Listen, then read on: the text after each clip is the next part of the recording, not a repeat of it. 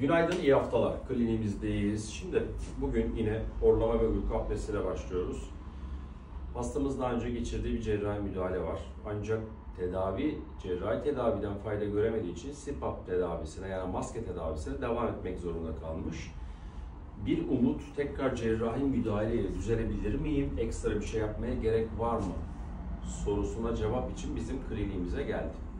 Şimdi efendim horlama ve uyku apnesi hastalığı hakikaten zor bir hastalık. Özellikle uyku apnesi kesinlikle tedavi edilmesi gereken bir hastalık.